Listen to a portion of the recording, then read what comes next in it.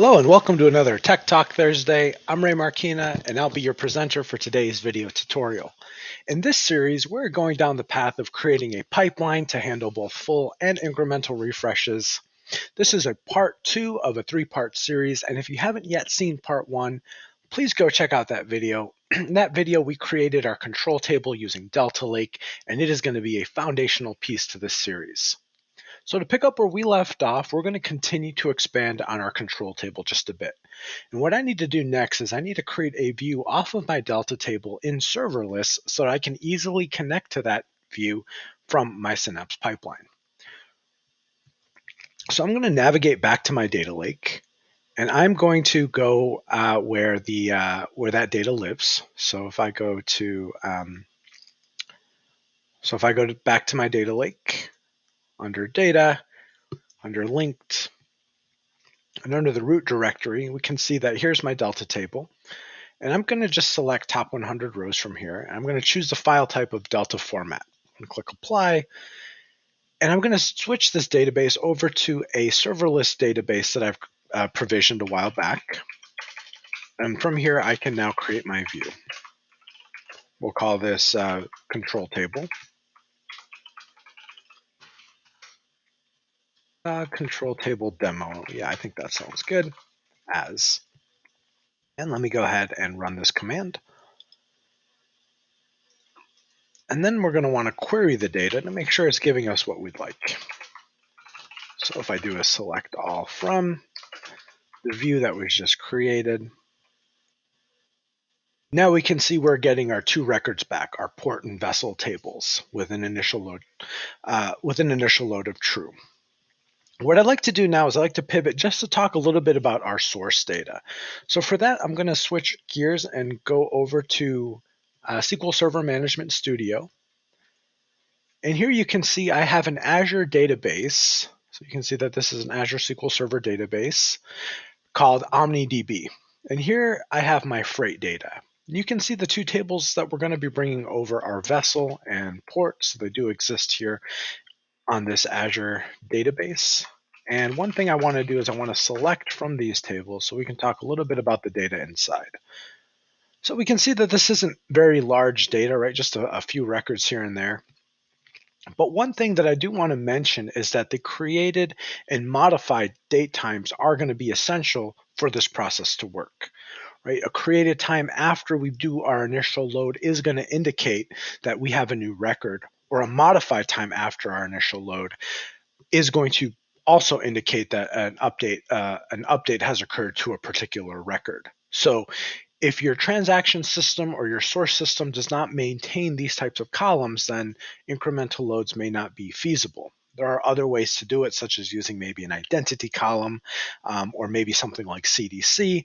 However, these are going to be, this way that we're going down the path is probably more of a traditional way of doing things. So this is a scenario that I set out with our source data. So now that we understand the freight data that we're going to be bringing forward, I'm going to navigate back to Synapse Studio, and I'm going to click on the Integrate tab. What we're going to do next is we're going to create our pipeline. So if I click on the plus sign, say pipeline, we're going to create a brand new pipeline. I'm going to call this PL Freight. And I'm going to start with bringing over the data in our control table, right? This is going to kind of lead our pipeline into saying, what is it that we want to, what data we want to use to bring over. So I'm going to call this control table. And we're going to need to do just a little bit of setup. So we're going to want to provision our data source, our data set. Again, this is coming from Synapse Analytics. I'll click continue. So this is Analytics Table 4, and I'm just going to do a brand new linked service. So I will say new, and a linked service, right? You can think of it as kind of your connection string information. So what I find best is if you enter manually your credentials for serverless, it seems to work a little bit better. The dropdown doesn't always supply you what you need here. So I'm going to navigate back to my workspace in Azure Portal, and I'm going to grab this serverless endpoint to paste in. And then I'm going to give it my instance name or my database name, which is demo serverless. This is going to use a system assigned managed identity that was provisioned when I first created my studio, my workspace demo. What happened here? And let me try that one more time. Okay, let me test that connection. There we go. I spelled serverless wrong, and I'm going to go ahead and commit that. Oh, looks like it failed to commit.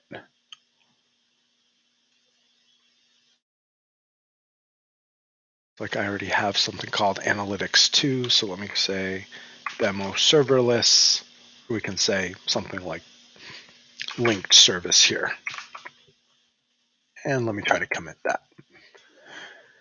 Okay, so it looks like that now has been created. So we can see that we now have a linked service called ls. And here I can specify my table name. I could do this dynamically, or I could do it just through the dropdown. Because we're not going to use this really again, I'm just going to select it from the dropdown. And here we can see that table that we're looking for. So we can use demo. And I'm going to click OK. Now the next property that I'm going to want to set up in this lookup activity is I'm going to want to deselect this first row only, and I'm going to want to bring back, and what that indicates is I'm going to want to bring back the entire data set. So I'm going to debug, make sure that this is giving me the type of data that I'm looking for. So in the output, you can see that I bring back 2 records. You can see my port table as well as my vessel. That's exactly what I was looking for. All right, so the next thing that we're going to want to do is we're going to want to bring over our, we're going to want to navigate over to iteration and conditions and bring over our for each activity. And now we're going to want to pass in the value from our lookup to this for each activity. And the way that we do that is under settings, there's an items text box. And this is going to say what items should be parameterized. So I'm going to say all the items from my control table. To do that, I just need to select the control table and say output.value. And that will allow me to have those parameters be passed into this for each activity. Next, what we can do is we can bring over our copy data activity. This is under the move and transform tab. And we know that this is coming from Azure DB to our Azure Data Lake storage into our raw container. So we're going to need to do just a little bit more provisioning here. So we're going to need to set up a data set. Let me look for Azure SQL Database, click continue. I will set up a brand new linked service for this. So let me say new. So this is Azure Database Linked Service. So we'll call this OmniData Rate Data. I just give it some type of name. And because this is coming from my Azure subscription, right, I can select it from my dropdown. For those of you who may be outside of the outside of your Azure subscription, or on-prem, you may need to set up something like an integration runtime in order to connect. So please make sure that you understand your connection method and your account way to connect. This is going to be OmniDB, and I am just going to, and this should now be all configured. And let me go ahead and commit this change.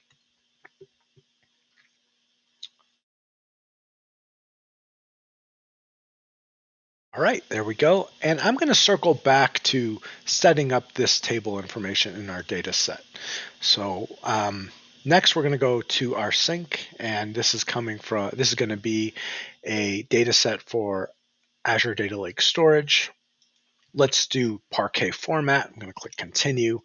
We will do a brand new linked service for Azure Data Storage. We will call this raw freight as our linked service name. This also uses system assigned managed identity for myself. And then I will select the, my data lake is called OmniData ADLS, demo ADLS. Let me test that connection, make sure I'm connecting successfully. Looks like I am, and click OK. And what you can see in these properties, it's asking me for a file path, right? I'm going to skip this one for now, and I'm going to circle back to the properties for the data source. So now that I'm in my source my source tab, I'm going to open up my data set. And I'm going to want to specify that I want to pass in my table name and my schema name. So in order for me to do that, I'm going to need to add a couple of parameters. So we're going to add our schema and we are going to add our table parameters. And then we need to pass these back into our connection. The way that we do that is there's a little edit checkbox here. This will allow me to have my schema name and table name, which I can then easily pass in those parameters that I just created. I'm going to click OK here and pass in the table name, and that should be good to go. So once this is configured, the next thing that I'm going to want to do is also configure, let me commit this. This is giving me another error here. Not sure why. I haven't seen that error before. It looked like valid arg. So let me skip that for now and let me go back to my sync and let me do the exact same thing. Provision this a little bit. So I'm going to go to browse. I'm going to go to raw. I have a freight folder that I'm going to pass in this data for, and then the thing that I do want parameterized is the file name. So I'm going to go to file name. I'll type in a parameter called file name, and then I'm going to pass that over into this text box here, say file name, and click OK. So once that is all set up, now I go back to my activity and set up the values that I want passed into these parameters, right? We set up the parameters, now let's pass in those values.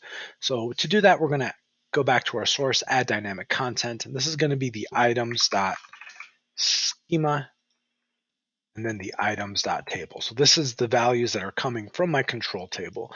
If you remember, I have things like schema, ID, so on and so forth. So this is what I want to pass in. And then for my destination, I'm going to want to pass in my table name as my file name. Only I want to add an extension of .parquet. So in order for me to do that, I'm going to say concat, and I will do a .parquet extension.